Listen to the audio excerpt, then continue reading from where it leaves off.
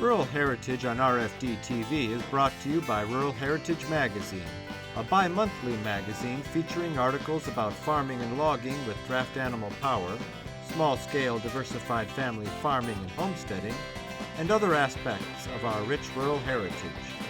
Rural Heritage Magazine, borrowing from yesterday to do the work of today. For subscription information, please call 319-362-3027 or order online at www.ruralheritage.com. Hi, I'm Joe Mishka. Welcome to another episode of Rural Heritage TV.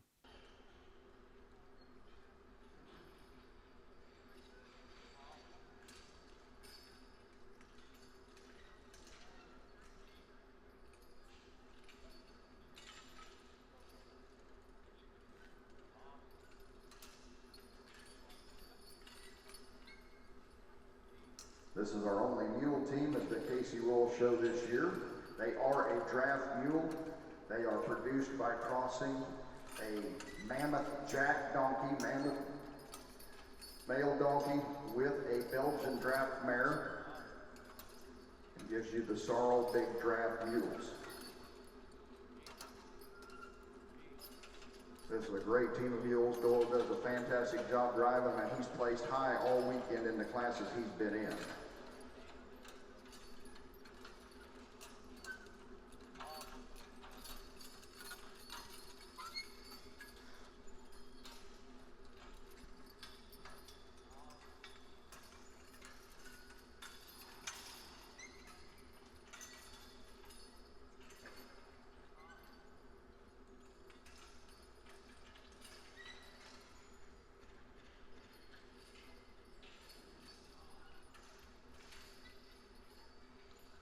And time for Doyle Crawl. I'm Neil DeVasier, and we are at the American Royal Complex in Kansas City, Missouri. We have brought draft horses back to this complex after 25 years of absence. Really happy to be here. And there's basically two shows going on at the same time with classes playing leapfrog. Yes, we have a full show of hitch horses up to the 6, and we are having, during the hitch shows, we are in the Classic 6 series for carts, a qualifying show for that. And then my favorite is the farm teams, and that's what I'm in charge of. I have coordinated all the competitions, lined it up, and we've had a really good turnout. We're really happy with our competitors that have came. What are the specific farm team classes? So we have done a timed obstacle course. We've done a timed log skid with heavy penalties for mistakes. So it's not just a wild rodeo. It's a very controlled environment. We have a judged obstacle course today that was a precision driving. It had a time limit on it after you hitched, but you were judged from the beginning of your hitching, and the obstacles were take the mail out of the mailbox, put it back, straddle a pole, keep your team in line such as you would do when you're cultivating. You want to straddle a row. And then we had a parallel park. We had a wooden bridge for them to cross, and then we simulated water with a blue tarp. Then we had a barrel that you just circled, tried to keep it as close to the barrel as you could. And then the grand, or almost grand finale was the dock. You back into the dock, hold it against the dock, fan your team right and left like you would in an alley. If you were delivering freight in the city, you'd move your team over to the side out of the way. And then the teamsters went back to the hitching area, unhitched the wagon, and drove their team off to complete the course. And that is to simulate things that you might do going to town or being in town or back on the farm. This would have been real life experience of what working draft horses would do. And still do. Still do, yes, very much so.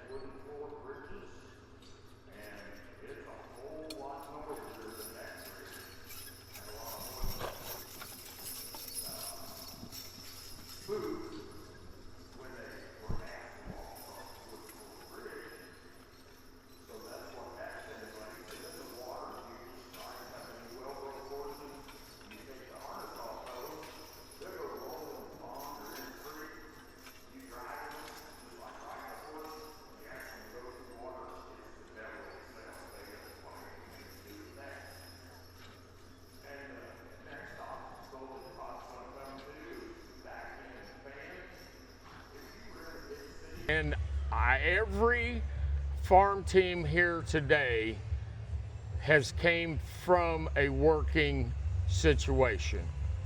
Not just pleasure, not just riding around on Saturday afternoon with the kids. They work their horses, and it shows. Yeah, you can see the rapport they have with their team. Yes. And it's a little bit different when you're doing it in an arena than when you're doing it at home on the farm, isn't it? So I have a very good friend who is fairly new to the draft horse world, and he's a little upset with his team. They work flawlessly at home, but when they come in the building under the lights, he's like, they're distracted. They don't know what's going on. So yes, it is a different environment for them. And then the log skidding, that is really a kind of a precision driving. It's timed, but there are penalties if you hit the cone, if you knock the ball off. What is that? What's the purpose of the log skidding? So the log skidding, and the reason that we're so picky about not touching a cone, is if you were a horse logger in the woods and you were skidding logs out, you don't want to rub trees. You don't use trees to get around, because if you would drag the bark off the bottom of a tree, you have started a slow death to that tree. And if you're a horse logger, that tree is your future. You need that log a few years from now. And that's one reason that there are a lot of properties that will allow a horse logger to come in and gently take out a few select trees. Otherwise, they'd have a skidder come in there, and I joke, I say a skidder doesn't go around anything, it goes over everything. So that is to demonstrate, to stay away, the gentleness of horse logging. Provides a way to do regenerative forestry. Yes, and regenerative forestry is becoming a very popular marketing tool for the horse loggers. This is going to be Clay Sharp from Bucyrus, Kansas.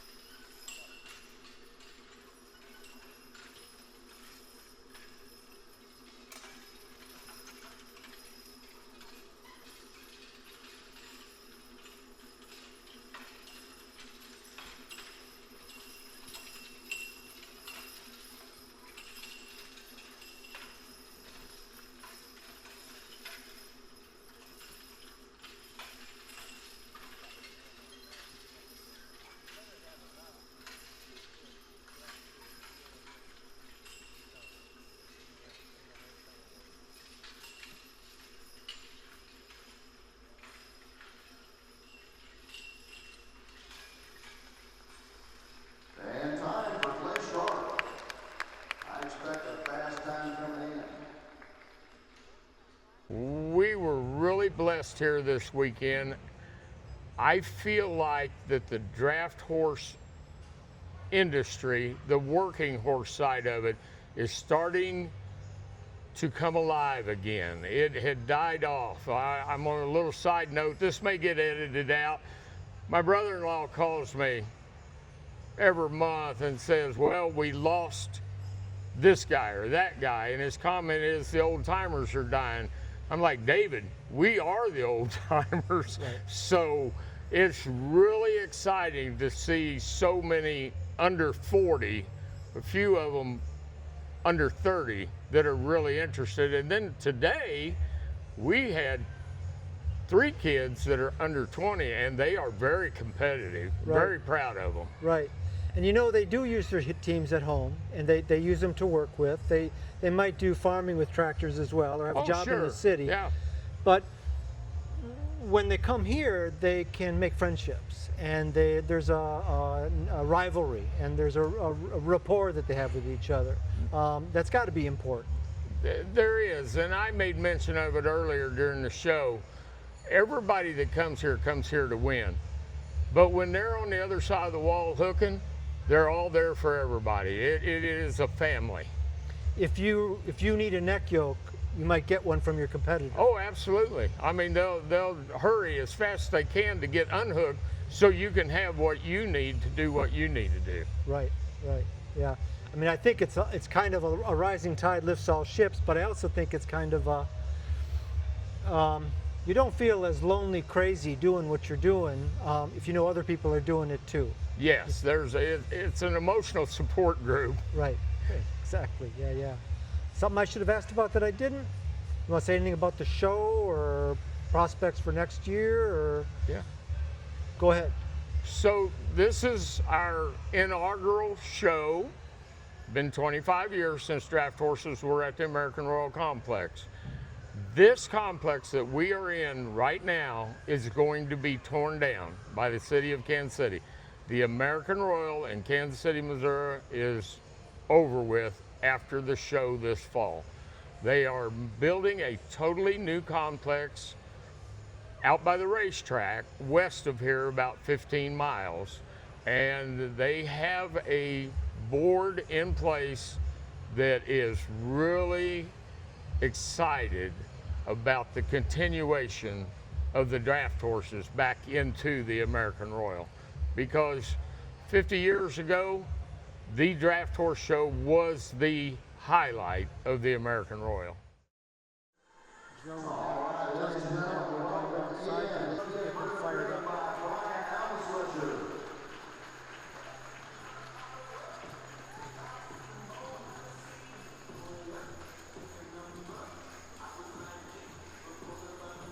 Next to the gate, put your hands together for the entry of Diamond Cake Butchers, the crop family from Buffalo, Missouri, driven by Mr. Dwayne Hirschberger.